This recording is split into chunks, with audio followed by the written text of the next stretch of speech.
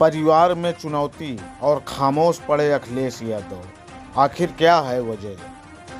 लोकसभा चुनाव के बीच समाजवादी पार्टी इस बार अंदरूनी कलह से जूझ रही है। एक और पश्चिमी यूपी में पार्टी के कई बड़े मुस्लिम नेता नाराज चल रहे हैं, तो वहीं दूसरी ओर परिवार में भी अखिलेश यादव को अब चुनौती मिलने लगी है। बदायूं से सपा उम्मीदवार शिवपाल यादव के बयान कई दिनों से इसके संकेत दे रहे हैं, लेकिन अखिलेश यादव पूरी तरह खामोश नजर आ रहे हैं। दरअसल इस महीने की शुरुआत में सपा प्रत्याशी शिवपाल सिंह यादव की मौजूदगी में बदायूं सीट से उनके बेटे आदित्य यादव को प्रत्याशी बनाने का प्रस्ताव रखा गया था। बबराला में समाजवादी पार्टी कार्यकर्ता सम्मेलन के दौरान मंच पर यह प्रस्ताव रखा गया तो सियासी हलचल तेज हो गई। सपा नेता शिवपाल सिंह यादव ने कहा कि कार्यकर्ताओं की सहमति पर आदित्य यादव को बदायूं सीट से प्रत्याशी बनाए जाने का प्रस्ताव पार्टी के शीर्ष नेतृत्व को भेजेंगे।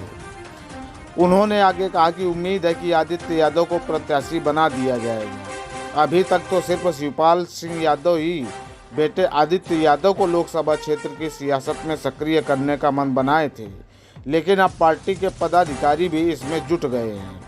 इस बीच बदायूं से जब शिवपाल यादव को उम्मीदवार बनाया गया तो उनसे पहले बेटे आदित्य यादव वहां पहुंच गए थे और पिता के प्रचार का जिम्मा अपने कंधों पर ले लिया। लेकिन बीते कुछ दिनों के दौरान शिवपाल यादव ने कई मौक़ों पर आदित्य यादव को उम्मीदवार बनाए जाने की मांग दबे जुबान रखी है।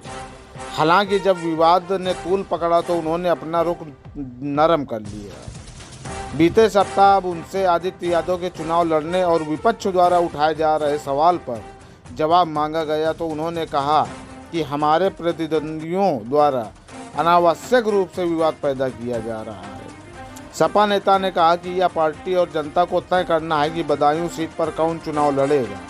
मुझे उम्मीदवार के रूप में नामित किया गया है और जब तक पार्टी अपना मन नहीं बदलती मैं इस सीट से चुनाव लड़ रहा हूँ।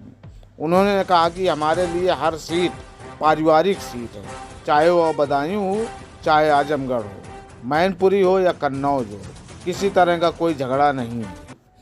शिवपाल यादव ने आगे कहा कि कुछ लोग चाहते थे कि आदित्य बदायूं से चुनाव लड़े और उन्होंने पार्टी अध्यक्ष को एक पत्र भेजा था, जिसके बाद अटकलें शुरू हो गई थी। हालांकि सूत्रों की माने तो इस सीट पर सपा का उम्मीदवार बदले जाने की संभावना काफ़ी कम नज़र आती है।